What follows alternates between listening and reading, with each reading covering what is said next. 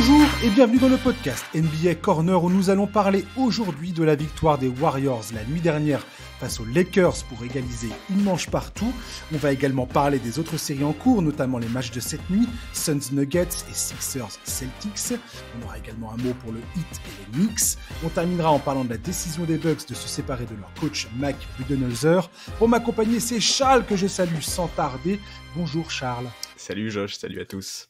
Alors Charlie, toi, tu dois être bien là, tu dois être chaud bouillant.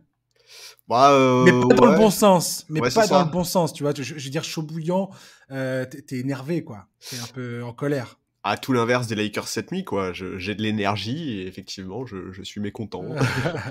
Alors vas-y, j'y vais pour mon intro sur cette série. Lakers Warriors, la série tient toutes ses promesses ou presque. Le premier match a été irrespirable.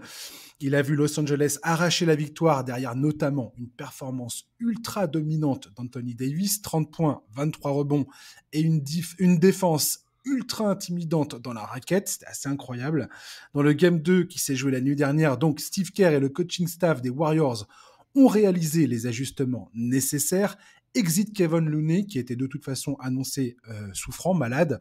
Les Warriors ont fait entrer Michael Green, un shooter pour améliorer le spacing sur le terrain, et ça a fonctionné admirablement. Si on ajoute un match exemplaire de Draymond Green, agressif en défense sur AD et enragé offensivement, pour lui, je veux dire, hein, notamment en début de rencontre, donc il a été présent à la fois au scoring et dans la distribution des ballons. Il a fait un match typiquement Draymond Green. On obtient une victoire sans appel des Warriors, 127-100. Charles, quelle leçon retiens-tu de ces deux premiers matchs ? C'est difficile parce que déjà le premier match a été globalement dominé par les Lakers jusqu'au quatrième quart-temps où il y a un très gros run des Warriors qui leur permet de recoller au score avant que je crois D'Angelo Russell ne redonne un peu d'air aux Lakers. Mais dans l'ensemble, voilà, les Lakers sont globalement bien défendus, Vanderbilt notamment sur Curry.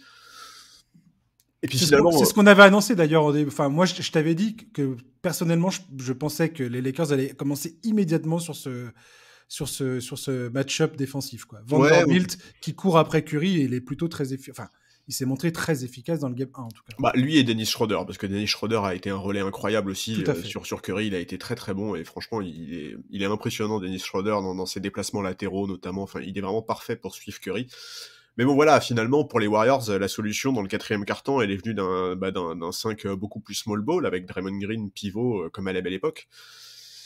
Mais voilà, Anthony Davis a fait un match énorme, indéfendable, dominant à l'intérieur, secteur où dans l'ensemble les Lakers ont écrasé les Warriors. En fait, ce match 1, il était un peu caricatural des forces et des faiblesses des deux équipes. On a eu des Lakers extrêmement dominants à l'intérieur, donc logiquement également dominants au lancer franc, puisqu'on sait très bien que c'est beaucoup plus facile d'aller chercher des lancers à l'intérieur qu'à l'extérieur, alors que les Warriors, pour le coup, eux, ont mis un énorme éclat aux Warriors. Si tu regardes l'adresse, le nombre de tirs pris à 3 points et l'adresse, il n'y a absolument pas photo. Et c'était des hypertrophies de chaque côté, voilà, de leur force, chacun, quoi. Ouais, c'est ça, c'était vraiment une photo très caricaturale des forces et des faiblesses des deux équipes. Mais du coup, évidemment, quand on connaît Steve Kerr, on ne pouvait que s'attendre à des ajustements pour le match 2. C'est là-dessus que les Warriors ont construit leur succès ces dernières années, la capacité de Steve Kerr à s'adapter et à s'ajuster d'un match à l'autre. Donc tu l'as dit, ça s'est traduit par la présence de Michael Green dans le 5. On sent l'influence du quatrième quart-temps du match 1 où on l'a dit, les Warriors avaient retrouvé de l'efficacité dans un modèle avec Draymond pivot et en fait tout au long du match 2, c'est ça. Ils ont fait un run de 14-0 avec Draymond Green seul pivot sur le terrain et ils ont aussi remarqué une chose, c'est que sur les 18 possessions que Green a défendues sur Anthony Davis dans ce game 1, il a marqué que 8 points, ce qui est largement ce qui était le meilleur ratio défensif de toutes les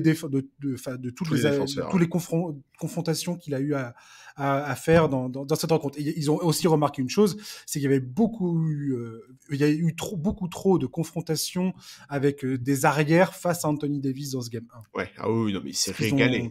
Ce qu'ils ont totalement essayé d'empêcher dans ce deuxième match. C'est ça, et en fait dans le match 2, si tu regardes bien tout au long, parce que là on parle du 5, mais en fait tout au long de la rencontre, Steve Kerr a essayé de conserver ce format avec un maximum de shooters sur le parquet pour étirer la défense, sortir Anthony Davis de la raquette. Et en fait, même si, bon, là, Luna était malade, donc on peut penser que cet ajustement, il est aussi motivé par ça, mais je pense que dans tous les cas, Steve Kerr voulait faire ça. Il l'aurait fait quoi qu'il arrive. Voilà, et en fait, d'ailleurs, on a bien vu dès le premier match que JaMychal Green était de retour dans la rotation, alors qu'il avait quasiment pas joué lors du premier tour. Donc en fait, on voit que de toute façon, c'était sur le feu, et que Steve Kerr y pensait. Mais moi, malgré cet ajustement, je vais être très honnête avec toi, à mes yeux, les seuls responsables de ce qui s'est passé la nuit dernière et de la gifle que les Lakers ont pris, c'est les Lakers eux-mêmes. Ils ont absolument pas mis l'intensité nécessaire. Quand tu compares les 2 matchs d'Anthony Davis, c'est le jour et la nuit, et c'est ultra frustrant. C'est un des côtés qui est très frustrant avec ce joueur, c'est que on aimerait qu'il mette toujours la même intensité, qu'il soit toujours aussi dur et impliqué que lors du premier match, mais c'est pas le cas. Et honnêtement, moi, l'impression globale que j'ai eue de cette rencontre de la part des Lakers, c'est qu'en fait, on avait l'impression qu'ils estimaient que le boulot était déjà fait et qu'ils se contentaient d'avoir pris un match à l'extérieur et que ce deuxième match-là revêtait une importance bien moindre. Et c'est énervant déjà parce qu'on a des playoffs de qualité et qu'on n'a pas envie de voir tout ça gâché par des blowouts pareils. Et en plus parce que c'est pas comme ça que ça fonctionne en fait. En playoff, il vaut mieux prendre les victoires quand tu peux les prendre et se dire c'est bon, on en a déjà pris un, on va laisser courir. Ça me semble vraiment pas être un gage de sécurité pour la suite. Ce qui me semble évident, c'est que l'ajustement de Steve Kerr était attendu. Ouais. Il est ultra pertinent. Les Lakers ont commencé ce match sur les chapeaux de roue. Clairement, je veux dire, Rui Hachimura, dans ses playoffs, c'est Reggie Miller, le gars. Ouais, il est incroyable. Je regardais ses stats. Attends, je vais te retrouver ça. Rui Hachimura, dans les playoffs. Donc, hier soir, il marque 21 points, 4 sur 6 à 3 points. En termes de pourcentage de réussite dans ses playoffs, pour le moment, c'est 58% de réussite au tir, 55 à 3 points, 81 au lancer franc. C'est n'importe quoi. C'est n'importe quoi. Le mec, c'est une torche humaine. Et j'ajoute un truc, c'est que donc Rui Hachimura, il avait déjà fait une campagne de playoff il y a 2 ans avec Washington. En 5 matchs, il tournait à 60% à 3 points. En fait, ce mec en playoff, ça devient n'importe quoi à son adresse. C'est génial, c'est absolument génial. Ce que j'ai adoré également dans la stratégie des Warriors face aux Lakers, c'est la décision du coaching staff de dire « Ok, dans le match 1, vous nous avez laissé Looney tout seul. Style, vas-y Looney, tu prends des shoots à mi-distance. Quand tu veux, on s'en fiche totalement. Par contre, on va défendre sur tous les autres. » Ça a très très bien fonctionné. Ça les a permis de rester dans le match au contact et de prendre le large et de l'emporter malgré le run de fin des Warriors. Là, les Warriors, dans le match 2, ils ont dit « Ok, très bien. Maintenant, nous, ça va être Vanderbilt. Vanderbilt, tu prends tous les tirs que tu veux. Par contre, on bloque tout le reste. » Et ça a plutôt bien fonctionné. Ouais. Vanderbilt était laissé seul pour prendre les shoots. Et la défense des Warriors, pendant ce temps-là, était en train d'essayer d'empêcher toutes les autres solutions de prendre forme. Ça, j'ai trouvé ça extrêmement pertinent. Autre grande modification, et là, on est presque face à une anomalie historique, j'ai envie de te dire. Combien de lancers francs a pris LeBron James hier soir ? 0. C'est arrivé 4 fois dans sa carrière au total, si on compte le match d'hier soir. Sur 274 matchs de playoff sur l'ensemble de sa carrière. Il a shooté hier soir 0 lancer franc. C'est-à-dire que la consigne des Warriors de dire on va limiter au maximum le nombre de lancers francs cette fois qu'on va leur donner. On va éviter de faire des fautes. Draymond Green l'avait dit d'ailleurs à la fin du premier match. On n'a pas arrêté de faire des fautes. J'ai été nul. On va corriger le tir pour le game 2. C'est exactement ce qu'ils ont fait.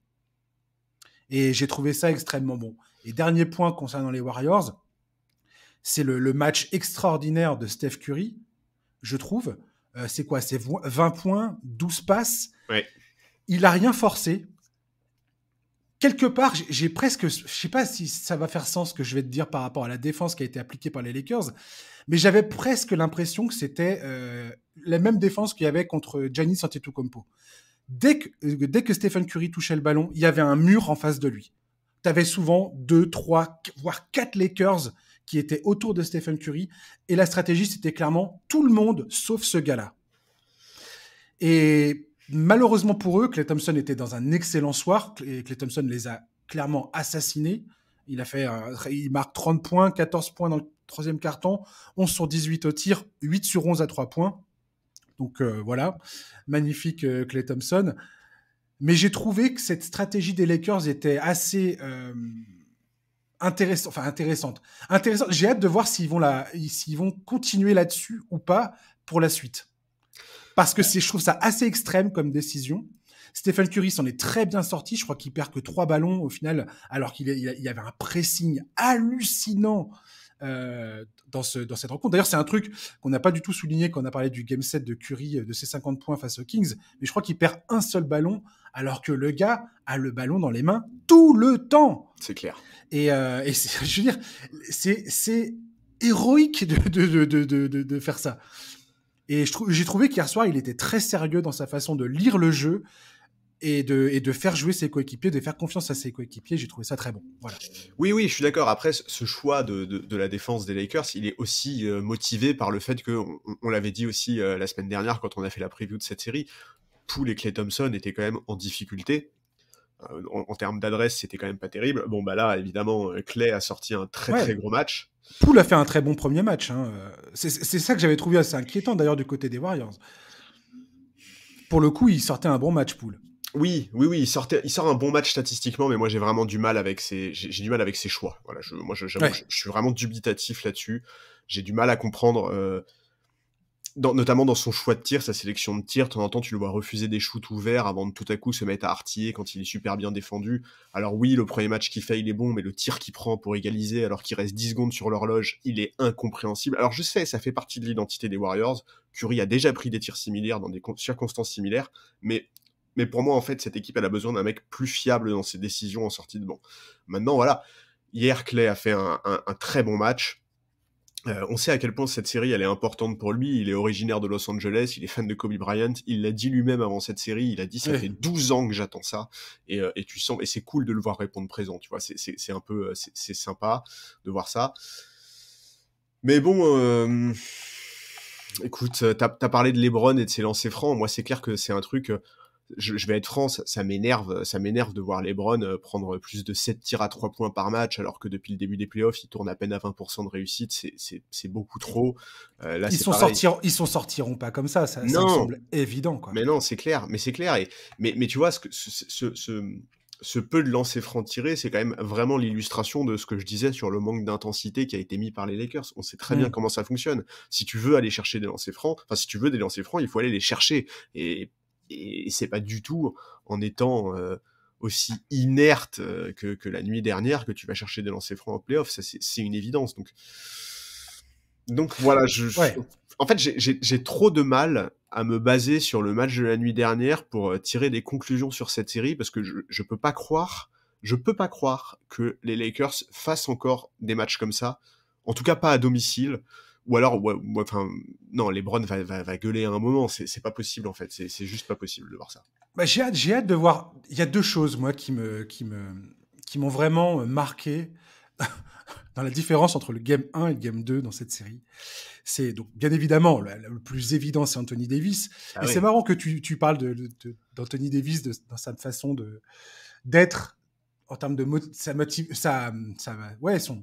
son engagement parfois qui est à 200%, et puis le match d'après, tu vas te dire, mais est-ce qu'il en a quelque chose à cirer ou pas de ce qui se passe sur le terrain? T'as l'impression que c'est pas le même joueur, quoi. C'est pas le même joueur. Et j'ai écouté le dernier épisode du podcast de Bill Simmons, et son invité souligne ça, le fait qu'Anthony Davis est connu dans la ligue comme un joueur qui, comment dire ça, sans accabler Anthony Davis non plus. C'est-à-dire que ce qu'ils expliquent, c'est que tout le monde dans la ligue sait qu'Anthony Davis aime le basket et il joue en professionnel, tout ça, il n'y a pas de problème. Mais c'est pas non plus un truc. C'est pas un truc. Il n'en fait pas. Tu vois, on a souvent l'exemple. Tu vois, tu parlais de Kobe Bryant tout à l'heure. Ben, c'est pas le joueur qui va se lever à 5 du mat pour aller s'entraîner, qui va tout donner dans son entraînement, tout ça. Il fait le boulot. Voilà. Anthony Davis fait le boulot. Mais c'est pas sûr qu'il va faire plus. Pour essayer de se transcender, en fait. Voilà ce que j'essaye de dire. Non, et même, c'est vrai qu'il a pas cette mentalité. Tu vois, il me semble que c'était pendant le premier tour, à la mi-temps, je crois, je sais plus quel match. Shaquille O'Neal et Charles Barkley parlaient de lui et disaient, en gros, Anthony Davis, il attend qu'on lui dise là c'est à toi de briller pour se mettre à briller, là où en fait les joueurs vraiment dominants et les vrais superstars de cette ligue n'attendent pas qu'on leur donne l'autorisation d'y aller, n'attendent pas qu'on leur donne le feu vert pour briller, ils sont là pour briller, ils sont là pour prendre le destin d'un match en main, c'est ce qu'il a fait dans le match 1, c'est ce qu'il n'a pas été capable de faire dans le match 2, et moi c'est vrai que c'est ce que j'attends de lui, parce qu'aujourd'hui, malgré le fait que LeBron soit LeBron et personne ne remet en question son statut, son talent, ce qu'il fait est incroyable à son âge. Aujourd'hui, ça doit être le patron Anthony Davis. C'est lui qui est dans la force de l'âge, c'est lui qui a la capacité de changer le cours de cette série. Mais c'est exactement ce qu'il a fait dans le Game 1. Exactement.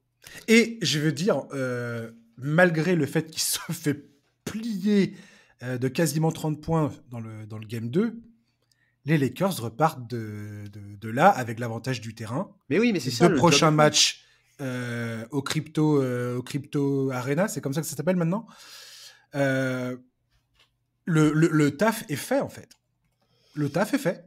Oui, et Anthony Davis nous a sorti un premier match absolument incroyable. Oui, mais ce deuxième match fait qu'il y a un mais, tu vois. Genre, en fait, c'est ça qui est un peu pénible. Ouais.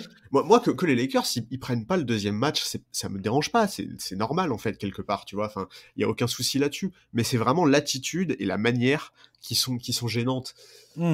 Et en fait, qui sont tellement gênantes que moi, ça m'empêche un peu de tirer des leçons sur la suite. Et ce que tu dis, au final, est vrai. Et je suis vraiment persuadé que... Et alors, ils sont peut-être pas rentrés sur le parquet en se disant ça, parce que tu l'as dit, ils ont fait une plutôt bonne entame de match, mais je suis persuadé qu'ils ont démarré le deuxième ou le troisième quart-temps en se disant, de toute façon, le job est déjà fait, quoi, tu vois. Et c'est pénible. Moi, ce que j'ai vu, c'est le deuxième point dont je voulais parler concernant les Lakers, c'est comment les role-players... Tu vois, Austin Reeves, il a pas du tout fait un bon match, il semblait perdu sur le terrain. T'as l'impression qu'il savait pas trop comment faire pour s'ajuster aux ajustements des Warriors. D'Angelo Russell, bon, j'attends jamais trop de choses de D'Angelo Russell. Quand il joue bien D'Angelo Russell, ça fait une vraie différence pour les Lakers. Là, il n'a pas fait un grand match. Dennis Schroeder, tu en as parlé tout à l'heure, il fait plutôt un mauvais match. Donc, voilà, et Vanderbilt, comme je l'ai expliqué, les Warriors ont tout fait pour essayer de l'isoler quelque part, de l'obliger à prendre des responsabilités qu'il ne se sent pas en mesure de prendre. J'aime bien d'ailleurs quand les équipes forcent des role-players à se retrouver dans des positions excessivement inconfortables comme ça. Et là, Vanderbilt, tu voyais bien qu'il était un peu noyé dans sa tête en train de se dire mais je prends le tir, je suis ouvert, je le prends pas. Et voilà, et on sait tous aujourd'hui, en NBA, une demi-seconde d'hésitation, t'es mort. C'est mort. T'es mort. C'est tout. Dès que tu commences à réfléchir, c'est dead. Il faut que ça parte, en fait. Et donc, j'ai hâte de voir. Maintenant, j'ai envie de te dire, une grosse banalité, mais je vais le dire quand même, la balle est dans le camp de Darvin Ham. Que va faire Darvin Ham pour essayer de corriger le tir? Est-ce que la solution pour les Lakers, c'est juste un problème de motivation? Est-ce que c'est juste Anthony Davis qui retrouve de sa superbe, sachant que Draymond Green a défendu formidablement contre lui? C'est pas comme si Anthony Davis avait décidé de venir pour faire un match moyen. Il y a eu aussi la défense de Draymond Green sur lui. Donc, je sais pas comment tu vois la suite pour les Lakers dans le match 3. Comment, selon toi, il faudrait l'aborder, ce match 3 pour eux?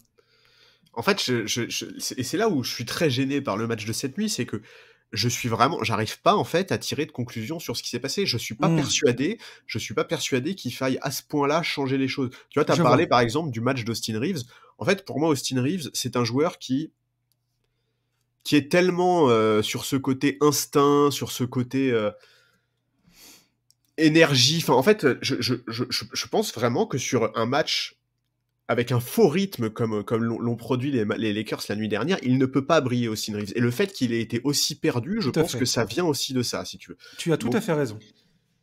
En fait, je pense que tout dépend énormément du backcourt. Voilà, je pense que l'apport du backcourt des Lakers, c'est absolument capital. D'Angelo Russell et Dennis Schroeder, tu l'as dit, ont fait un plutôt bon premier match, qui est un match 2 très compliqué. Mais voilà, je pense que c'est eux qui ont beaucoup de choses entre les mains. Tu vois, la capacité de D'Angelo Russell de mettre des gros shoots au premier match, c'est lui qui arrête l'hémorragie quand les Warriors font un gros run dans le quatrième quart-temps. Dennis Schroeder, j'ai jamais eu de doute sur le fait qu'il serait bon défensivement. Par contre, son apport offensif lors du premier match, c'est pas forcément quelque chose que j'avais anticipé, donc ça aussi c'est très important. Enfin voilà, on l'a dit de toute façon en préambule.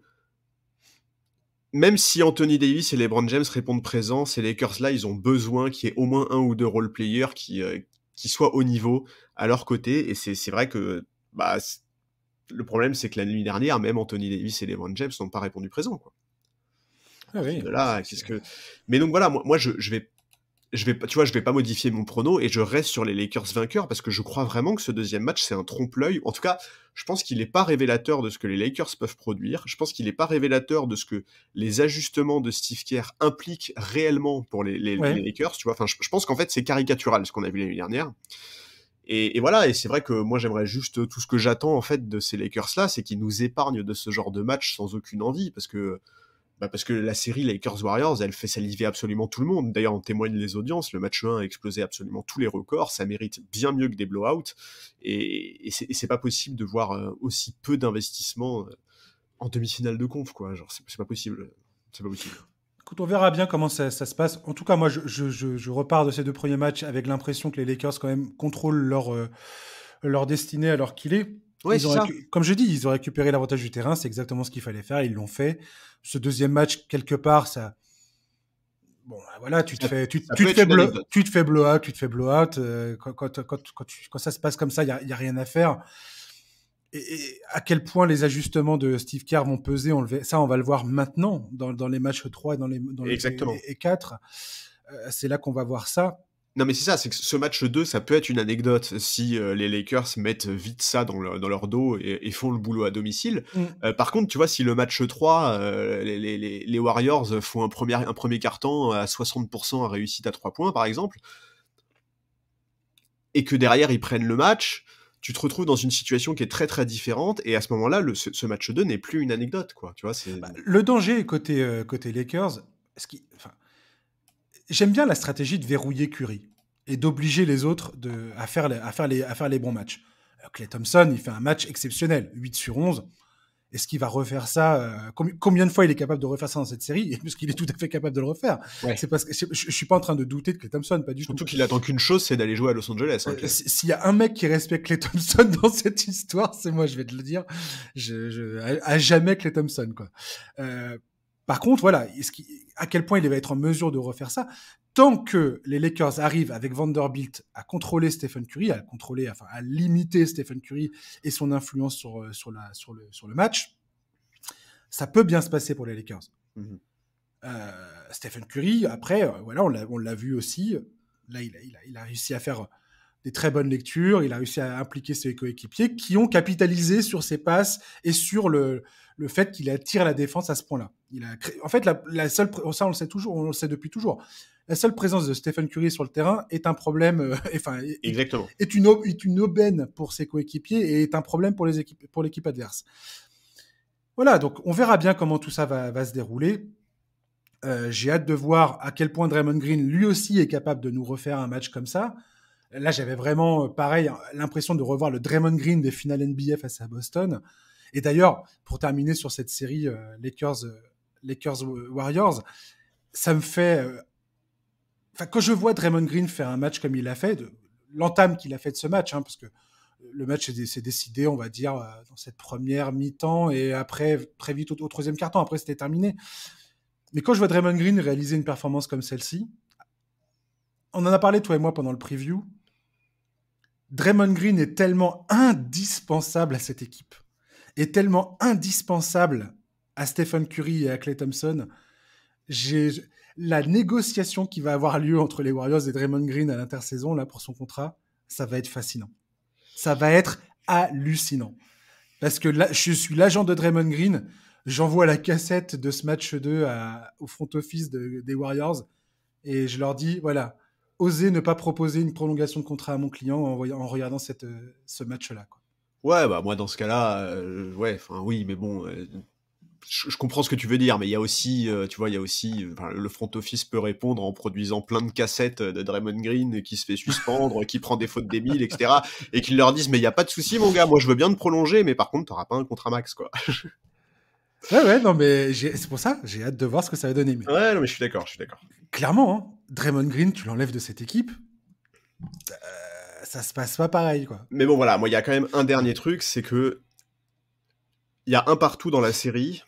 Oui. Alors que depuis le début de la série, Klay Thompson shoot à 51% à 3 points, Steph Curry shoot à 50% à 3 points et Jordan Poole shoot à 46% à 3 points. Cette adresse-là, elle peut fluctuer, on sait très bien ce que ça donne, on sait que tous les matchs ne seront pas comme ça. Et voilà, et c'est vrai qu'on a besoin d'un échantillon plus important pour juger d'à quel point les ajustements de Steve Kerr sont une énorme épine dans le pied des Lakers, quoi. Encore une autre banalité, tiens, je te la sors parce que ça me fait plaisir. Je suis comme ça, je suis généreux. Cette série va se jouer sur la motivation. Les Warriors hier soir savaient très bien qu'ils étaient dos au mur. Tu peux pas aller à Los Angeles entraînant 2 matchs derrière, quoi. Ouais, mais je suis désolé, c'est absolument impossible. Le match 3 va être très intéressant à ce niveau-là, c'est-à-dire parce que comme ça, maintenant tout de suite, tu me demandes, je suis persuadé que les Lakers vont débuter le premier match à domicile face aux Warriors avec une énergie décuplée. Oui, mais c'est ça qui est trop frustrant, si tu veux. On est en demi-finale de conférence. La motivation, ça devrait être le prérequis numéro 1. Ça devrait être le b.a.-ba, le minimum requis, quoi. Enfin, tu vois, quand tu vois une équipe comme Miami, enfin, je suis désolé, mais il y a pas d'histoire de motivation, en fait. Tu dois avoir la dalle, t'es en demi-finale de conférence, quoi. Tu vois, moi, c'est ça qui me gêne, en fait. Mais ce que tu dis est tout à fait vrai. On va en parler de Miami tout à l'heure, mais pour moi, il y a une bonne raison. Miami, c'est parce que aussi, quelque part, il y a une espèce de réponse.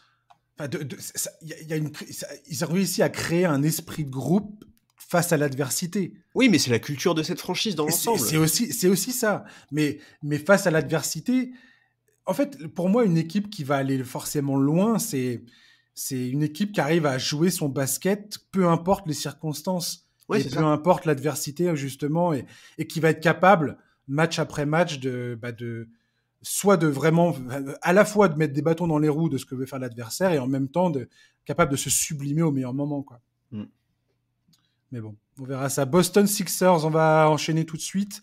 Pas de Joel Embiid pour le premier match face à Boston. Pas de problème pour les Sixers. James Harden a tout simplement remonté le temps dans le Game 1 face aux Celtics en plantant 45 points sur le parquet du TD Garden à grand renfort de step back à 3 points, de lancers francs et même de tirs à mi-distance, ce qui est assez rare pour le souligner. Les Celtics ont répondu de belle manière dans le Game 2 en écrasant les Sixers sous un amas de tirs à 3 points. Le retour de Joel Embiid, fraîchement élu MVP de la Ligue, n'a absolument rien changé à l'impuissance de Philadelphie dans ce match, où ils ont affiché un piteux 6 sur 30 au tir à 3 points. Peu importe, Philadelphie a amplement réussi sa mission en repartant de Boston avec l'avantage du terrain et un Game 3 qui se jouera cette nuit à domicile devant un public chauffé à blanc pour la remise du trophée de MVP à Joel Embiid, trophée très attendu. Charles, les Celtics vont-ils regretter d'avoir laissé échapper ce premier match face aux Sixers ou pas ? Je pense qu'il le regrette déjà, en fait. Je pense qu'il le regrette déjà parce que, en fait, on l'a entendu dans les déclarations qu'il y a eu après ce premier match où ils ont été extrêmement décevants. Horford et Tatum ont dit qu'ils avaient abordé ce match avec beaucoup trop de confiance, qu'en défense, ils n'avaient pas eu de sentiment d'urgence, qu'ils avaient beaucoup trop laissé jouer leurs adversaires. Bref, clairement, ils les ont pris de haut, et c'est déjà quelque chose qu'on avait vu un peu contre Atlanta au premier tour. Voilà, et j'ai envie de te citer toi il y a quelques minutes en disant « Les gars, c'est les demi-finales de conférence, qu'est-ce que vous attendez en fait ?» Mais surtout quand t'as motiver, quoi. Surtout quand t'as déjà eu cette leçon au premier tour contre Atlanta, mais quoi. Complètement, Pour moi, Boston joue un jeu excessivement dangereux depuis le lancement. Ouais, moi, Boston, il m'énerve. Je trouve que c'est un gâchis d'avoir un tel effectif, autant d'atouts, autant d'armes, et de se comporter comme ça. Enfin, bref. Il y a pas un peu un péché de complaisance de la part des Celtics, quand même ? C'est un peu ce que Horford et Tatum m'ont dit à la fin du premier match, ouais, tout à fait. Et je pense qu'il y a de ça. Et voilà, en play-off, ça pardonne pas, surtout face à une équipe comme Philly, qui même en l'absence d'Embiid dispose de nombreux joueurs capables de scorer. Tu l'as dit, on a eu le droit à un vintage Harden à 17 sur 30 au shoot, monstrueux, bien épaulé par Tyrese Maxey à 26 points. Enfin, voilà, c'était génial d'ailleurs de revoir Harden à ce niveau offensif, parce que je sais que je l'ai beaucoup critiqué dans le podcast, et je pense que certains auditeurs pensent que je suis un hater d'Harden, mais je le redis, offensivement, c'est un des mecs les plus incroyables qu'on ait vu en NBA, et ça fait plaisir de le revoir à ce niveau-là. Maintenant, bon, voilà, on attendait une réaction de Boston à l'orgueil, et parce que vraiment le visage montré lors du premier match était pas le bon. Ils ont bien fêté le retour d'Embiid et son titre de MVP en le faisant courir et en mettant les choses au clair avec une grosse victoire. Leur troisième quart-temps, notamment, a été hyper impressionnant dans le sillage d'un Jaylen Brown injouable. Et évidemment, le symbole, c'est Harden, quoi. Harden a été très très en difficulté après avoir été si brillant lors du premier match. Oh la vache, alors lui c'est pareil, il nous a fait le yo-yo à la façon d'Anthony Davis, quoi. Bah oui, mais tu vois, c'est ce que... Tu te rappelles, sur la preview, tu m'avais demandé si, en l'absence de Joel Embiid, il pourrait nous faire une Butler et tourner à 30 points par match sur la série. Et moi, je t'avais dit non d'une manière très convaincue, et en fait, le premier match m'a pas fait changer d'avis, dans le sens où je reste persuadé qu'Harden, ponctuellement, est capable de faire des choses absolument incroyables, mais je pense qu'il a plus la capacité de tourner sur toute la série à ce niveau-là. Mais bon, écoute, voilà, en fait, il y a un point, en fait, je trouve qu'il y a un truc qui est assez problématique pour Philly, c'est Jason Tatum a joué moins de 20 minutes et a marqué 7 points, et malgré ça, Boston s'impose de plus de 30 points, quoi. Ouais, gros problème de faute de Jason Tatum. Voilà. Et alors, je sais pas très bien comment... tu vois, quelque part, je trouve ça bien qu'il ait pas forcé les shoots, parce qu'il a pas trop forcé les shoots, quand même, Tatum. Et on sait qu'en NBA, chez beaucoup de joueurs, il y a un peu ce mythe de la Mamba mentality qui pousse des joueurs très forts offensivement à continuer à shooter, même quand ils sont pas en réussite. Je trouve ça bien qu'il ne force pas, et que le coaching staff ne force pas sur lui, surtout quand tu vois les joueurs qui l'entourent. Il y a vraiment de quoi faire. Donc, et puis là, je t'avoue, j'attends un énorme match de Jason Tatum sur le match 3, d'abord parce que il faut qu'il se fasse pardonner de ça, et ensuite parce que je pense que la remise du MVP à Embiid, ça va pas beaucoup lui plaire. Ouais, alors surtout qu'il y a, je sais pas si les gens savent, mais Jason Tatum et Joel Embiid ont le même coach personnel. C'est Chris Hanlen qui entraîne ces deux joueurs-là. Je crois que c'est ça son nom.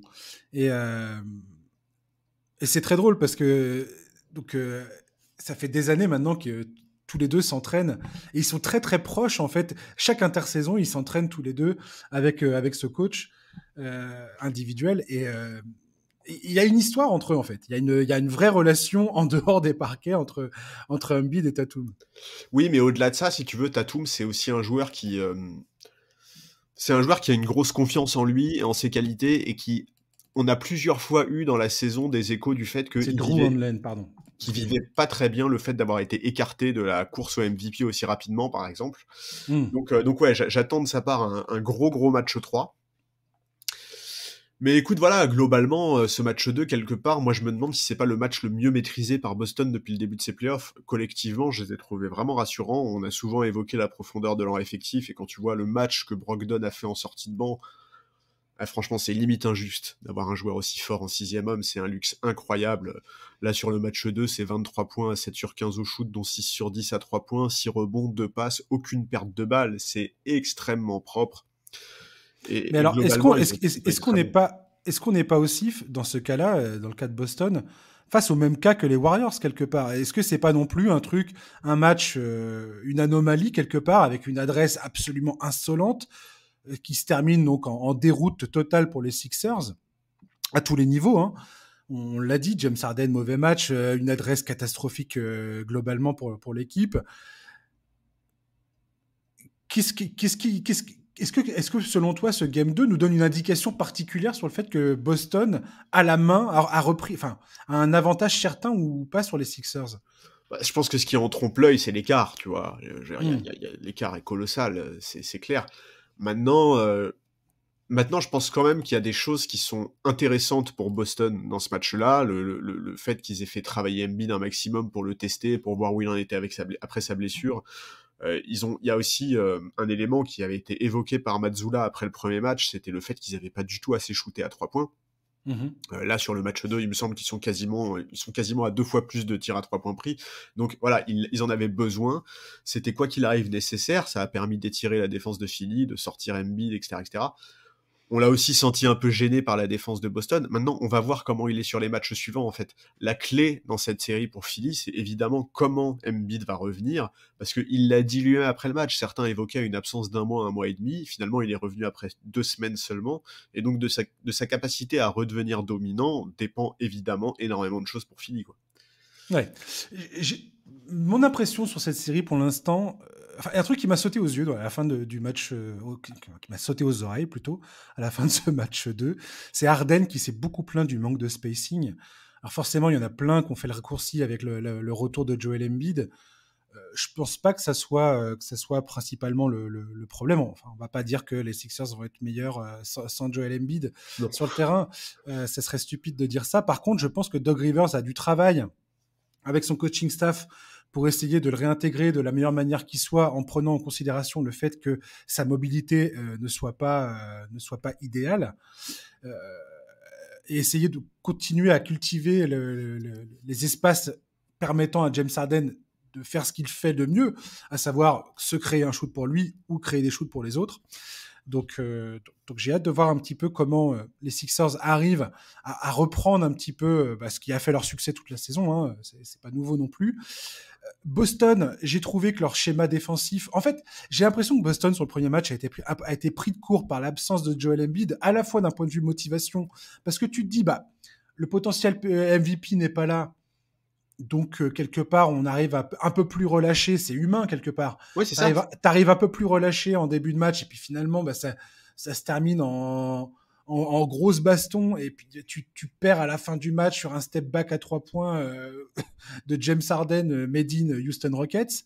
Bon, ok, tu l'as pas vu venir, tu te prends un uppercut d'entrée de match, et le match 2, c'est on retourne aux affaires, on retrouve notre sérieux, et le fait que Embiid soit là, j'ai l'impression que ça leur a permis aussi de retrouver, d'appliquer la stratégie qui était prévue.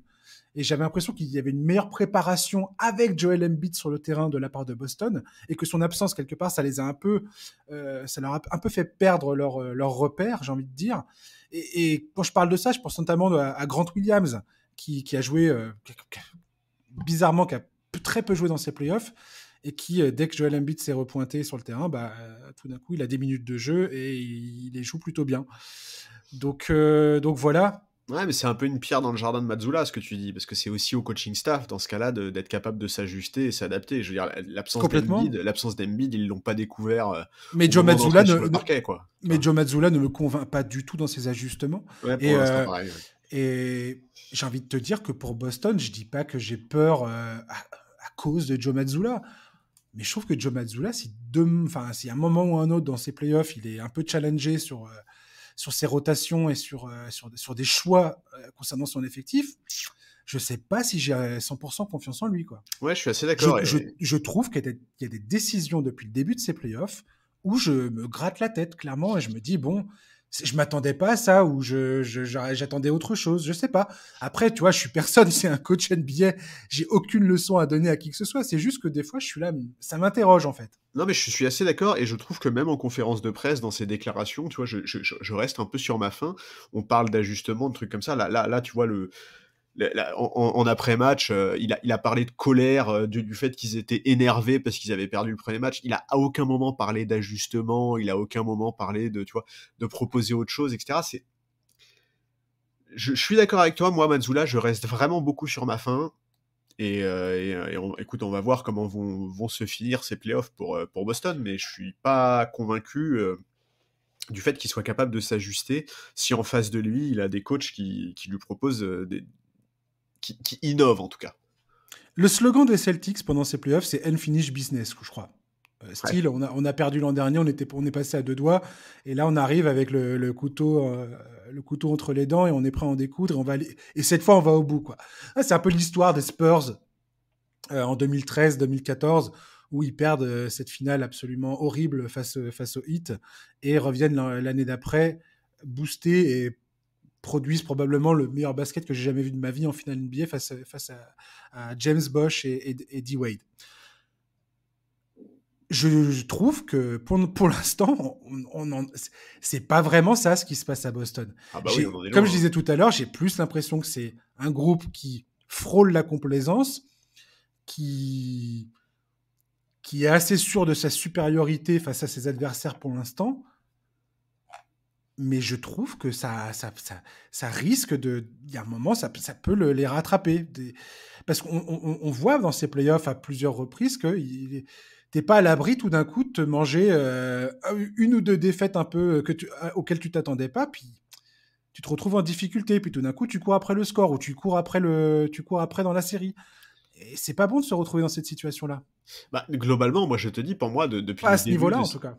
Pour moi, depuis le début de ces playoffs, il y a pas... enfin, Boston n'a jamais montré l'attitude qu'on attend d'eux, c'est-à-dire l'attitude d'une l'attitude d'un champion. Et ben voilà, c'est ça en fait, l'attitude de l'équipe qui a le meilleur effectif ou presque, qui a des certitudes énormes. C'est quasiment, enfin, je veux dire, ils ont perdu quasiment personne entre la saison dernière et cette saison. Il y a en fait, le match 2 face à Philly, pour moi, c'est quasiment le seul match qu'ils ont vraiment maîtrisé du début à la fin depuis le début de ces playoffs, et je trouve que c'est hyper inquiétant, parce que c'est déjà le septième ou huitième match de ces playoffs pour eux, le septième. Donc... Oui, le match 2, c'est ce à quoi tu t'attends quand tu vois Boston jouer. Bon, après, voilà, c'était vraiment la gifle monumentale, donc bon... Mais tu t'attends à cette énergie-là. Là, tu as l'impression que toutes les pièces, tout d'un coup, prenaient sens. Même avec Tatum qui avait des problèmes de faute, c'était pas grave. Quoi qu'il arrive, le collectif faisait corps c'est ça. Et la machine était en marche et tout se passait merveilleusement bien sur le terrain. Alors, je dis pas que c'est le truc qu'il faut refaire. Et on va en parler tout à l'heure quand on va parler de Denver et de Phoenix. Mais il faut savoir, en NBA, pour aller au titre, c'est mon opinion, hein, tu me diras... Peut-être que je me trompe, mais il faut savoir gagner dans les moments où tu as l'impression que tu rates rien et que tout va bien. Et là, tu as une vraie démonstration de force. Et il faut aussi pouvoir gagner les matchs dégueulasses, où tu as les pieds dans la boue, où tu es en train de t'enfoncer, et c'est moche, et c'est laid, et ça rate, mais tu trouves quand même les ressources pour gagner ces matchs-là. Et ça, pour moi, c'est ce qui fait un champion, c'est ce qui fait un champion en puissance, quoi. Et pour l'instant, Boston, je sais pas, je suis pas super convaincu. On va terminer sur cette question Boston-Philadelphie. J'ai une question pour toi. Je l'ai vu revenir beaucoup, cette question. Est-ce que c'était une erreur de la part de Philadelphie de faire jouer Joel Embiid dans le match 2 ou pas? C'est compliqué. Non, je pense pas. Compliqué. Non, je pense pas, parce que tu as besoin de le tester, tu as besoin de lui redonner du rythme. Je suis d'accord. Il faut...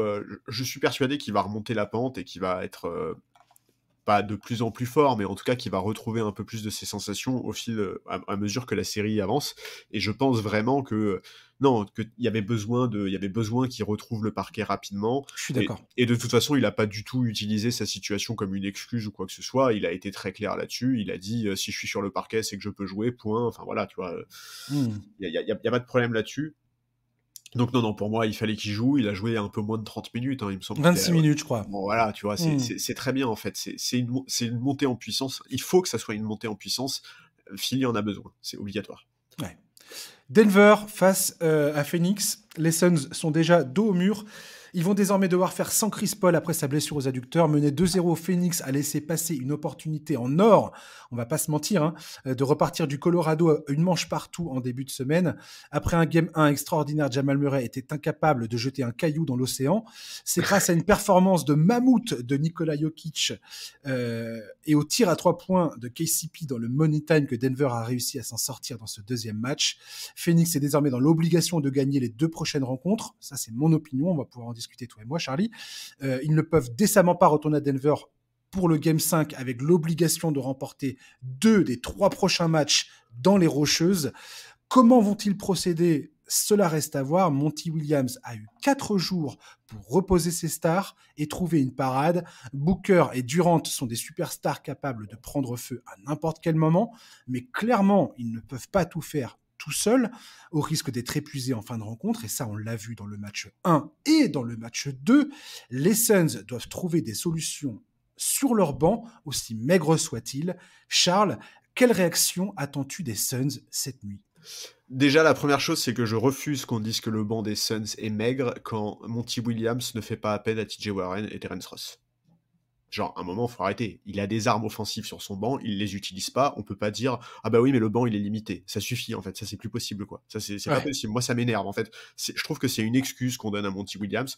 Alors oui, à la base, avant les playoffs, on avait dit que leur rotation était limitée, mais en fait cet argument il disparaît dès lors où toute limitée qu'elle soit, leur rotation, le coach les utilise pas en fait. Donc, écoute.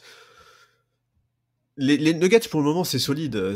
C'est la seule équipe de ces demi-finales de conférence qui mène 2-0. Moi, c'est la seule équipe qui m'ait donné une telle impression on va dire de sérénité, parce que même quand c'est compliqué, tu l'as dit tout à l'heure, pour aller loin en playoff, il faut savoir gagner les matchs où c'est compliqué, il faut savoir s'imposer dans les tranchées. Ils l'ont fait. Pour moi, après 2 matchs, il n'y a pas photo en fait dans cette série. C'est dans la continuité d'un premier tour très maîtrisé de Denver. Défensivement, c'est plutôt bien. Offensivement, c'est très propre. Premier match où Murray est injouable. Deuxième match où Jokic est monstrueux.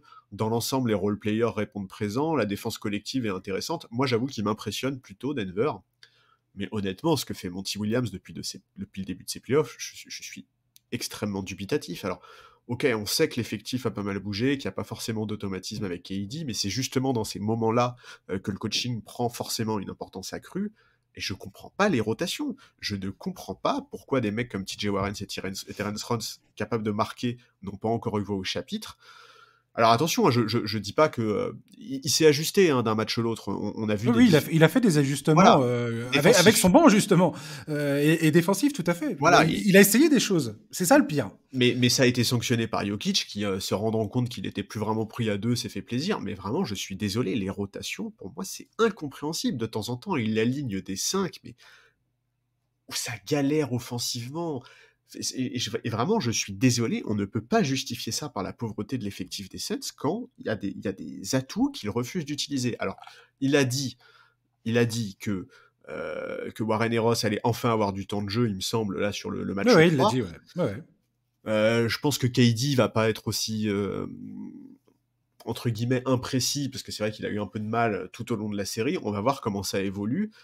Entre le match le match 1 et le match 2, on en avait parlé toi et moi après le match 1, il y avait un problème mathématique sur le nombre de 3 points tentés et inscrits notamment, et les lancers francs qui sont un problème, enfin plein de choses, mais notamment le volume de tir à 3 points. Ils ont essayé de le corriger dans le match 2. Sauf que voilà, Kevin Durant, il prend le tiers, je crois, plus du tiers des tirs à 3 points, mais il en met aucun quasiment. Ouais. Et donc voilà, et c'est vrai qu'en face, on a un collectif qui répond présent. Tu vois les role-players de Denver, KCP, Green, Brand, tout le monde arrive à élever son niveau de jeu, à apporter des bonnes minutes défensives notamment. Aaron Gordon est parfait dans son rôle. Voilà, moi dans la globalité, je les trouve impressionnants. J'avais des doutes sur ces Nuggets en playoff, je l'ai dit au début des previews, mais sur ce début de demi-finale, je les trouve très convaincants. Mais bon, je pense qu'il faut malgré tout rester mesuré, parce qu'on en est qu'au début de la série. Mm-hmm. Oui, ils ont tranquillement remporté leurs 2 matchs à domicile maintenant. On va voir ce que ça donne avec les retours de Warren et Ross dans la rotation. On va voir à quel point la blessure de Chris Paul est pénalisante. J'ai aucun doute sur le fait qu'elle soit très pénalisante, mais ce que je veux dire, c'est comment est-ce qu'il s'adapte. Est-ce que c'est Cameron Payne qui est en galère, mais bon, en même temps, il est complètement à court de rythme, c'est normal. Est-ce que c'est Cameron Payne qui va le remplacer? Est-ce que David Booker va démarrer poste 1? On sait qu'il l'a déjà fait et que c'est quelque chose qu'il maîtrise. Et lui, d'ailleurs, est absolument monstrueux. Pour moi, c'est le seul rayon de soleil de Phoenix sur cette série. Il est énorme. Et puis j'ai envie de te dire que Phoenix a plus besoin de taille. Je parle pas de joueurs intérieurs, mais je sais pas. Les gabarits côté Denver posent quand même des problèmes à Phoenix, quoi. Dans tous les cas, Cameron Payne, il faut que tu le remettes il faut absolument le remettre en jambes. Ça passe pas forcément par le fait de le mettre dans le 5. Par rapport aux 5 majeurs, je disais. Mais ouais, voilà, parce que, tu vois, c'est bon, voilà, c'est une situation qui est... En fait, c'est une situation qui est compliquée, mais en même temps qui était tellement prévisible. Enfin, je veux dire, bon, la blessure de Chris Paul, ça fait... j'ai l'impression que c'est un running gag aujourd'hui en NBA, tu vois. Non, mais c'est horrible, hein, mais c'est triste. Non, c'est horrible. C'est comme ça. Et le pire, c'est que c'est quelque chose qu'on avait évoqué la semaine dernière quand on a fait la preview de cette série. On avait parlé du temps de jeu des stars de l'effectif de ces Suns lors du premier tour, malgré le fait que les Clippers en face étaient extrêmement diminués. Alors, on va pas dire avec certitude que la blessure de Chris Paul vient de là, parce qu'on n'a aucun élément concret qui vient l'accréditer, mais j'ai du mal à croire que ça a aucun impact. Bon, voilà, Cameron Payne, qui avait joué 3 minutes au premier tour et 5 minutes lors du match 1, se retrouve là avec pas loin de 20 minutes de temps de jeu par la force des choses. Et évidemment, il est en difficulté, c'est logique, il a aucun rythme. Bref, je suis vraiment pas convaincu par ces Suns. Maintenant, tu l'as dit, avec Kevin Durant et Devin Booker, on va certainement pas les condamner. Alors, j'ai une lueur d'espoir pour les fans des Suns. En 2021, le Jazz avait remporté ses 2 premiers matchs en demi-finale face aux Clippers. On pensait à ce moment-là que la série était quasiment pliée. Surtout que 2 matchs plus tard, les Clippers perdent Kawhi Leonard. Les Clippers avaient réussi à recoller au score à ce moment-là. Hein. Quand Kawhi se blesse, la série est à 2-2. Et ils vont remporter les 2 matchs suivants sans Kawhi Leonard pour finalement se qualifier pour les finales de conférence. Donc, je veux dire, il y a cette petite lueur d'espoir. Après, la différence, j'ai envie de dire, entre les Clippers de 2021 et les Suns de 2023, c'est aussi le coaching. Tyronn Lue, on sait très bien que il avait fait les ajustements absolument magistraux pour permettre à son équipe de l'emporter. Là, c'est l'opportunité qu'a Monty Williams, c'est de nous montrer que d'un point de vue coaching, il est capable de frapper un grand coup. On l'a dit tout à l'heure, je suis pas en train de dire que Monty Williams n'a fait aucun ajustement. Je dis qu'il a fait quelques ajustements qui n'ont pas été payants, bien que le match 2, ils étaient vraiment à portée de main pour le coup. Oui. Des Suns. Jusqu'au 4e quart-temps, ils sont dans le coup, c'est clair. Voilà. Sauf que, à partir du moment où tu fais jouer Kevin Durant et Devin Booker 45 minutes par match, pour moi, ça me semble être un choix un peu compliqué. Parce qu'on l'a bien vu dans le match 2 notamment, Devin Booker n'avait plus les jambes. Parce que de l'autre côté du terrain, Denver est à ce point dispose à ce point d'un effectif complet et riche que Durant et Devin Booker n'ont pas le choix que de défendre. Et donc à la fin du match, les mecs ils sont cramés. Et ça c'est pareil, c'est normal. Alors les 4 jours de repos là, logiquement, ça devrait porter ses fruits. Et j'espère pour Phoenix qu'ils vont attaquer ce Game 3 avec une énergie de dingue. Et pour le coup, là, c'est peut-être pas un match où Monty Williams aura à dire à Durant et à Booker « Hey les gars, je vais vous faire jouer moins de temps. » Là, je pense que tu vas all-in, clairement, sur le Game 3. Oui, mais le problème, c'est que tu vas... Limite, tu peux faire jouer Durant et Booker la totalité du match, j'ai envie de te dire. Oui, mais je veux dire, je suis d'accord avec toi, mais le problème, c'est qu'ils ont déjà tellement joué, en fait, dans cette campagne de playoff que... oui, mais déjà, rien que face aux Clippers, déjà, c'était compliqué. Bah voilà, donc c'est ça. Donc... Moi, il y a un truc que tu as dit qui est très important, c'est qu'effectivement, tu as dit que... En fait, je vais vraiment guetter l'attitude de Phoenix sur la fin de cette série. Parce que je dis pas du tout qu'ils sont déjà dehors, hein, c'est pas du tout ça. Mais par contre, ce que je pense, c'est que s'ils se font éliminer, la manière est hyper importante. Pour l'avenir de Monty Williams déjà, parce que vraiment, je maintiens sur cette campagne de playoff, Monty Williams, il est exposé, vraiment. Il y a des limites dans son coaching que tout le monde voit.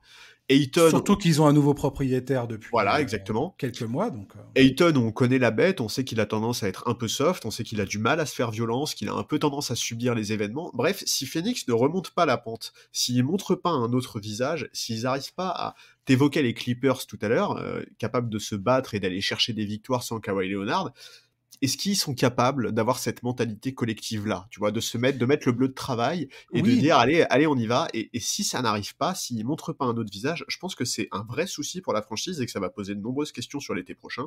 Le problème des Suns, c'est qu'il n'y a pas de collectif. Mais c'est ça. C'est que tu vois bien que là, pour l'instant, moi, ça me fait mal au cœur, en fait, cette équipe. Parce que tout le monde a fait monter la sauce au début des playoffs. Enfin, dès qu'il y a eu le transfert de Kevin Durant. Mais pourquoi les transferts de milieu de saison? Et Durant le dit très bien, d'ailleurs, il a toujours dit, je ne veux pas être... J'ai détesté le fait d'être transféré en plein milieu de saison. Pourquoi? Parce que quand tu transfères un mec de la trempe de Kevin Durant, tu dois vider ton effectif pour le faire venir. Et qui tout d'un coup, ils n'avaient plus les pièces. Enfin, du moins, c'est pas un effectif qui a été pensé et construit avec ces joueurs-là, si tu veux. Tu comprends ce que je veux dire? Je comprends ce que tu veux dire. Et Kevin Durant, tu vois bien qu'aujourd'hui, il n'a pas du tout les automatismes. Il n'est pas à l'aise du tout sur le terrain. Il ne sait souvent pas quoi faire. Il ne sait souvent pas où vont être ses coéquipiers, à qui il doit faire la passe, quelle rotation et ainsi de suite. Quelque part, moi, je vois ça, je me dis, mais le mec, il est pas complètement perdu parce que ce sont des joueurs professionnels et que Durant est extrêmement fort. Mais il y a un moment dans notre jugement, il faut prendre ça en considération, quoi. Oui, mais je maintiens qu'ils ont quand même plus de pièces que ce qu'ils utilisent actuellement. Tu vois, D'accord, mais Charles, ils ont joué 15 matchs. ensemble. D'accord, les Lakers prouvent que en changeant les 3/4 de l'effectif, à la deadline, tu es capable de retrouver un état d'esprit collectif. Quand tu Ouais. as des leaders qui sont capables de créer ça, est-ce qu'aujourd'hui Phoenix a des leaders capables de créer un état d'esprit collectif, un état d'esprit commando dans le vestiaire? J'en suis pas Mmh. sûr et c'est aussi pour ça que je te dis que je vais guetter l'attitude des Suns sur cette fin de série. Parce que même s'ils se font éliminer et honnêtement, s'ils se font éliminer par ces Nuggets-là, c'est pas Il y a pas à choquant. rougir. Ouais, bien Voilà, il y a sûr. pas à rougir. Mais il y a différentes manières de se faire sortir Je suis et d'accord. c'est pour ça que j'attends vraiment un autre visage pour la suite de la série. J'attends des rotations plus intelligentes, j'attends plus de dureté. Alors OK, il y a pas beaucoup de repères collectifs, OK, il y a plus Chris Paul, mais je suis désolé, il y a quand même possibilité de faire beaucoup mieux que ce qu'ils font maintenant, de sortir les Nuggets de leur zone de confort. Il le faut, pardon. Moi, je veux qu'on ait des demi-finales qui soient plus accrochées, tu vois, genre il y a possibilité de faire mieux que ce qu'ils font. Et c'est aussi pour ça que je vais vraiment regarder ça de près, parce que on a toujours dit dans la carrière de Kevin Durant qu'il y avait des doutes sur sa capacité à être un vrai leader collectif, hein, tu vois, un vrai, Mmh à mh. incarner, en tout cas l'état d'esprit d'une franchise. Comment ça va se passer là? Comment un Ayton va réagir à tout ça? Est-ce qu'il va se laisser sombrer et montrer ce visage qu'il a parfois, qui nous montre parfois d'un pivot beaucoup trop soft pour le très Oui, très haut mais niveau? regarde en 2021. Je suis désolé, mais en 2021, Ayton à Phoenix, tout d'un coup, ça prenait. T'avais l'impression que ça prenait corps. Moi, il m'avait impressionné pendant cette campagne de playoff, Charlie. Oh, il avait impressionné tout le monde. Mais je m'attendais pas du tout à ça. On était tous là à dire ah c'est un bust, c'est un bust, c'est un bust. Et finalement, le gars, il répond présent. Il fait des séries de dingue. Il tenait tête à Jokic.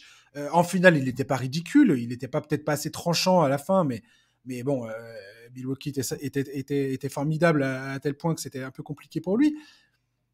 Mais là, il est l'ombre de ce qu'il a été en 2021, Ayton. Et c'est là où toi et moi, on en a déjà parlé, mais c'est là où je me pose la question. Qu'est-ce qui tient de la responsabilité des joueurs? Qu'est-ce qui tient de la responsabilité du coach? De la manière dont ils sont utilisés? De la manière dont les schémas sont construits? Et surtout, voilà, du manque de familiarité entre eux, quoi. Oui, mais je suis d'accord, mais c'est aussi pour ça que je te dis que pour moi, l'attitude qu'ils vont avoir sur cette fin de série est hyper importante. Mmh. Parce que oui, je suis d'accord avec toi, le Ayton de 2021 n'a rien à voir avec le Ayton d'aujourd'hui. On sait qu'il y a eu des difficultés dans sa relation avec Monty Williams, on sait que... Enfin voilà, effectivement, qu'est-ce qui est de la faute du coaching staff? Qu'est-ce qui est... Enfin, mais même, enfin, tu vois, je suis désolé, mais Ayton, il doit être capable de se faire plus violence que Je suis ça. d'accord, je suis Même si d'accord. sa relation avec Monty Williams n'est pas assez bonne, même s'il aimerait avoir plus de ballons en attaque.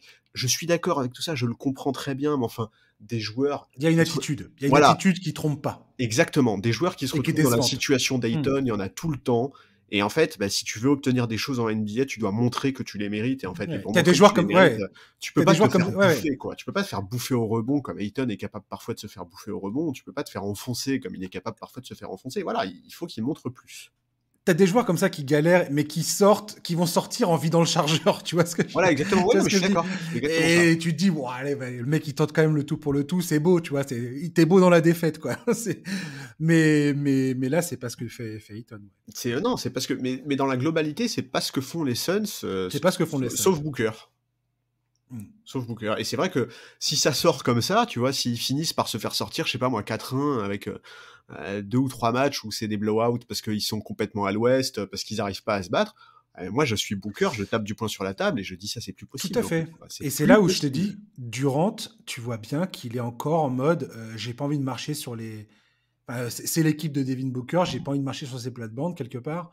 Alors que Nets, je repense souvent à cette série de Durant face aux Bucks avec les Nets, où il y avait Nick Kyrie Irving au bout d'un match ou deux, James Harden qui était sur une jambe, et le gars était à deux doigts d'éliminer les Bucks qui allaient être champions quelques semaines plus tard, quoi. Ouais, bah individuellement, Et c'est une des séries les plus incroyables qu'il ait fait, ouais, ça, voilà. c'est clair. Et la grosse différence à ce moment-là, c'est que, enfin, pour moi, je sais pas comment le comprendre autrement, je vais continuer à réfléchir à tout ça, mais c'est que c'est le patron des Nets à ce moment-là. C'est, il est de façon sûre et certaine le gars central de tout ce qu'ils font sur le terrain. Trop à la fin même, j'ai envie de te dire. Mais et là, je sais pas. Là, Oui, mais est-ce que pour je Phoenix, t'as sens qu'il y a une envie... réserve dans son jeu où tu vois des fois, il sait pas où se mettre, quoi. Oui, mais est-ce que pour Phoenix, si tu étais fan des Suns, est-ce que tu as envie vraiment que cette équipe, ça devienne, enfin, tu vois, en tout cas, que Kevin Durant soit. Mais pas du tout, c'est pas ce que je dis. Je dis pas que j'ai envie de voir Kevin Durant prendre la place de Devin Booker, c'est pas Non, non, ça. mais c'est pas ça ma question. C'est est-ce que tu penses qu'il est capable, en fait, de créer un état d'esprit collectif, de transformer son équipe, justement, Non. tu vois, d'aller voir un Ayton et de lui dire, écoute, mon gars, t'es bien mignon, mais on veut pas que tu sois un chamallow, en fait, quoi. Tu vois, on veut que. Tu vois, et je me demande si Devin Booker est ce joueur d'ailleurs, parce que de ce que j'entends dans les rumeurs et tout ça, dans les articles que je peux lire, c'est que Chris Paul, c'est potentiellement un joueur qui. Pas sûr qu'il reste au-delà de la saison. Pourquoi ? Parce que tu as le nouveau collectif, la nouvelle convention collective qui va entrer en action cet été, là. Ça va changer. Je sais pas si on se rend compte tout ce que ça va changer. Ça va changer beaucoup de choses pour les clubs. Et notamment pour les équipes comme Phoenix qui ont des joueurs majeurs comme ils ont. Enfin, la façon dont ils sont construits avec Ayton, Chris Paul, Booker et Durant. Et c'est des équipes comme ça, avec des joueurs comme ça, avec autant d'argent alloué à seulement 4 joueurs, ça va être très compliqué pour eux de construire un vrai effectif, en fait. Alors, il y a un truc quand même qu'il faut savoir sur le contrat de Chris Paul, c'est que la saison prochaine, Chris Paul, l'année n'est garantie qu'à 15 millions. C'est ça. Donc ça peut changer énormément de choses, ouais, je suis d'accord. Bref. On verra. Je m'attends à une vraie réaction des Suns au match 3. Il le faut.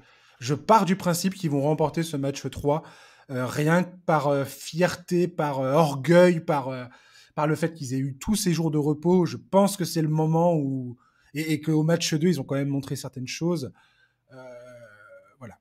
Ouais, moi je vais attendre de voir leur état d'esprit et les rotations de Monty Williams. C'est ça. Clair. Pour moi, c'est les deux choses que je vais scruter de très près. Ouais. On avance, Miami-New York, pas grand-chose à dire sur la série après l'égalisation des Knicks dans leur duel face à Miami, qui était privé de Jimmy Butler. Sa présence au Game 3 reste floue. Il semblerait cependant que ce soit tout à fait possible. Ça se jouera samedi à 21h30, youpi. Le Heat n'était toutefois pas loin de s'emparer de ce Game 2 derrière des performances toujours aussi irréelles à mes yeux de Max Strus, Gabe Vincent et un excellent Caleb Martin. Bam Adebayo, pour le coup, m'a un peu déçu. Oui. Alors, je trouve qu'il est très sollicité à la création et que il arrive pas, il a du mal, j'ai l'impression, à trouver, à jongler entre ses nouvelles responsabilités, on va dire, à la création et s'impliquer lui-même dans le truc. Il l'a reconnu, hein. Il l'a reconnu à la fin du match 2. Il a dit, ouais, j'ai peut-être pas fait le job comme il fallait le faire. Il faut qu'il prenne plus de tirs, quoi. Ouais. Jalen Brunson, lui, pour le coup, a trouvé les failles dans la défense que lui impose Eric Spoelstra avec son équipe. Mais sans Butler sur le terrain, c'est quand même difficile de tirer des conclusions quelconques le concernant, parce que c'est quand même Butler qui se charge en priorité de lui. Charles, 2 matchs entre le Heat et les Knicks, t'en es où dans cette série en termes de feeling ? Je trouve que New York montre pas un visage qui est très convaincant. J'attendais un meilleur deuxième match de leur part, une réaction plus forte après la défaite au premier tour, surtout après l'absence de Butler, mais finalement ça a été compliqué, honnêtement. Ça a été laborieux. Mais moi je vais même te dire, pour moi Miami a dominé le match, même dans le troisième quart-temps, je trouve qu'ils ont même eu un moment la main sur le match, et alors je sais que les supporters de Miami sont fous de rage sur l'arbitrage, ils pensent qu'ils ont perdu le match là-dessus, je suis pas sûr qu'ils aient perdu le match là-dessus, je pense que voilà, dans l'absolu. Scott Foster encore. Ouais, encore non mais alors sans rentrer dans les débats de il est non, parti on va pas faire ça. Ouais. Non, mais par contre, je suis désolé, mais ce mec-là, il y a toujours des trucs à redire. Ah mais il y a toujours. T'as l'impression que c'est l'héritage d'une autre époque. Enfin bref. Voilà, mais bon, écoute, finalement New York a fait une grosse fin de match. Ils ont pu l'emporter notamment grâce à Jalen Brunson et mon chouchou Josh Hart, tellement important dans le Money Time. Ouais. Mais en fait, ce qui est fou, c'est que quand tu regardes les stats du match, tu te doutes pas un instant que ça a été aussi compliqué pour New York. En fait, ils dominent tellement au rebond, ils sont plus adroits, mais en fait, il y a un énorme souci à New York, c'est la porte du banc. Jusqu'au quatrième quart-temps, où Quickley et Grimes ont fini par trouver un peu le chemin du panier, il me semble que la stat, c'est en milieu de troisième quart-temps, la stat affichée, c'était 2 points inscrits en sortie de banc par les Knicks. 2 points. Ça, c'est pas possible. Ça, c'est juste pas possible, en fait, face à un collectif. Quickley, est-ce que je vais utiliser le mot naufrage ou pas, j'en sais rien. Mais dur, pour un mec qui était considéré comme un potentiel 6e homme de l'année, Ouais, et puis qui était considéré comme un gros facteur X dans cette série, quoi. Oui, c'est un très jeune joueur, donc je suis tout à fait bienveillant vis-à-vis de Quickley. C'est un joueur que j'adore, personnellement. Mais mon Dieu, c'est dur ces playoffs pour lui. Bah, ouais. Mais bon, voilà, la vraie question, c'est le retour de Butler, quoi. Parce que même si Miami aurait franchement pu emporter ce deuxième match, espérer gagner cette série sans lui, c'est compliqué. Donc la chance qu'il a, c'est qu'il y a eu 3 jours, il y a 3 jours de repos entre les matchs 2 et 3, donc ça fera 6 jours depuis sa blessure. Ouais. Donc hier soir, il y avait de l'optimisme, très clairement. Il y a plusieurs insiders de Miami qui ont dit qu'ils pensaient être présents sur le parquet, et quand tu connais la mentalité du joueur, c'est pas très étonnant. Maintenant, il faut voir dans quel état il sera. Il faut espérer évidemment qu'il n'y ait pas de rechute. Et en face, il faut aussi voir Jalen Brunson, parce que Jalen Brunson, il n'est pas à 100% non plus. Il est lui aussi touché à la cheville. On a bien compris, maintenant il n'y a plus aucun doute, le patron de cette équipe c'est lui. Après le match 1, il s'en voulait énormément, il a pris la responsabilité de la défaite. Bon, il a pu, d'ailleurs le début du match 2, ça a aussi été très compliqué, on voyait bien qu'il n'était pas du tout à 100%. Il a su faire abstraction de tout ça et faire une deuxième mi-temps remarquable pour permettre à son équipe de l'emporter. Mais il a surveillé aussi l'évolution de sa cheville. Écoute, voilà, Miami a fait le job, de toute façon, ils ont pris un match à l'extérieur, ils ont récupéré l'avantage du terrain. Maintenant, il faut croiser les doigts pour Jimmy Butler. Il faut voir si Bam Adebayo peut prendre un peu plus que 10 tirs par match, parce que c'est pas possible qu'Adebayo prenne moins de tirs que Gabe Vincent, que Martin, que Struss. Enfin, il prend autant de tirs que Kevin Love, en fait, là, donc il faut arrêter. Il faut vraiment arrêter. Ouais. Mais bon, voilà, écoute, moi j'adore, enfin, voilà, je suis désolé, mais en fait, Spoelstra, tu lui files un paquet de pâtes et du thon en conserve et il te fait un festin, quoi. C'est un truc de fou, vraiment. Non, mais sans déconner, mais Gabe Vincent et Max Strus, mais même Caleb Martin, alors, dans une moindre mesure, parce que Caleb Martin, il est plus en dents de scie, mais Strus et Vincent, mais mon Dieu, mais... Non, mais c'est dingue, hein. D'où ces gars-là sont à ce point... probant sur le terrain. C'est dingo. Le Heat, ils sont en train de battre des records de performance de joueurs non draftés. Oui, tout à fait. Historiquement, dans la NBA, c'est trop drôle. Et ils battent leurs propres records. C'est ça qui me fait encore plus rire. Mais cette équipe, c'est génial. Elle est géniale, cette équipe. Et si tu regardes pour l'instant, mon feeling, c'est que si Jimmy Butler revient au Game 3, je vois pas ce qui va les empêcher de gagner, en fait. J'ai l'impression que New York n'a pas encore est encore trop... C'est pas assez aiguisé encore. Disons encore trop tendre. Ça va quand même beaucoup dépendre de l'apport du banc, mais je suis assez d'accord avec toi. Mais en fait, ce qui est fou, c'est que quand tu regardes la feuille du match 2, ce groupe-là, sans Butler, sans Hero...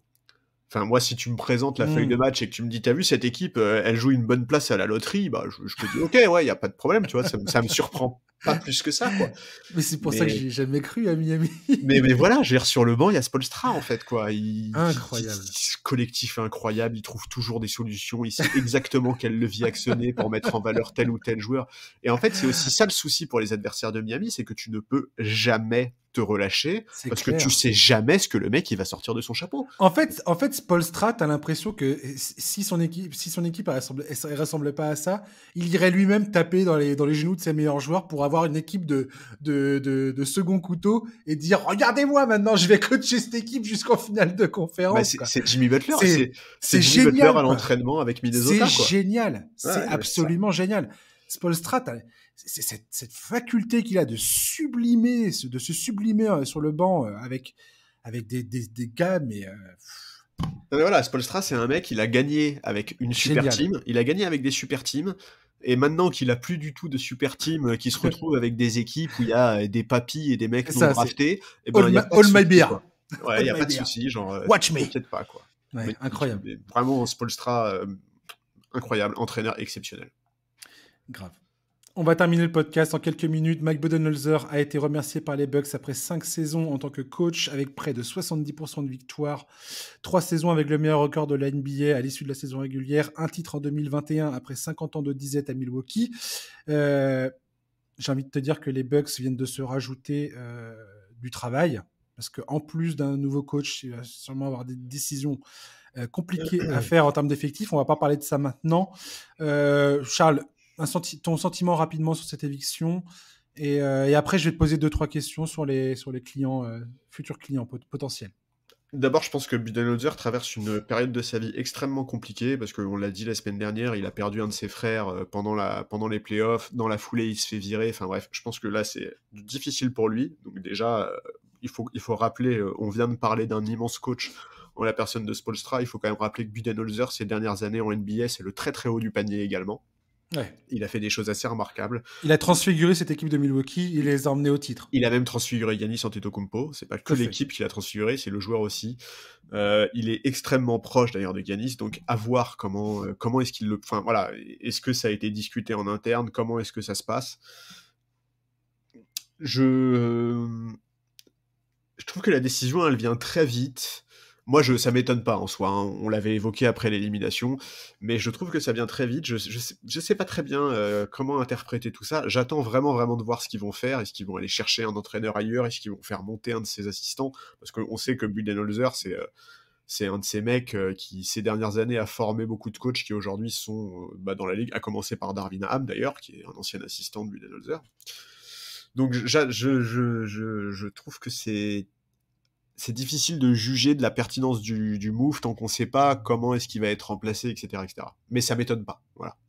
Ça m'étonne pas particulièrement. Ouais. Ah ouais, j'étais effectivement désolé d'entendre ça et en même temps pas surpris. C'est un peu la loi du très très haut niveau, quoi. Ouais. On a bien vu que, voilà, même le communiqué fourni par les Bucks, ils ont bien dit que c'était une décision difficile, mais c'était probablement la chose à faire. Moi, ce qui m'intéresse beaucoup concernant les Bucks, c'est cette potentielle refonte totale de l'effectif et de leur direction autour de Giannis Antetokounmpo. Et je pense que cette éviction de Budenholzer a actionné un compte à rebours pour Giannis Antetokounmpo. Je pense que ça, enfin, j'ai hâte de voir comment ils vont rebâtir tout ça, sur quoi ils vont repartir la saison prochaine, pour commencer.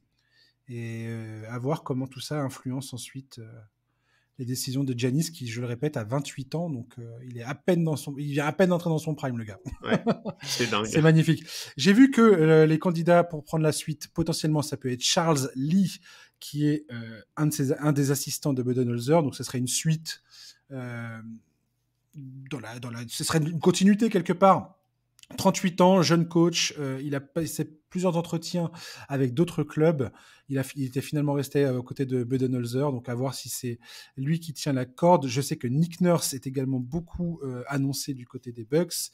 Frank Vogel aussi pourrait être un remplaçant. Mike D'Antoni a été cité, mais ça semble peu probable. Et une autre rumeur dit que il pourrait également, les Bucks auraient également les yeux sur certains coachs qui sont encore en course à l'heure qu'il est et qui pourraient éventuellement se faire couper suite à une élimination. De qui il parle, je ne sais pas trop. Apparemment, le nom de Doug Rivers reviendrait pas mal. Oh. Ouais. Non, cache ta joie, Charlie.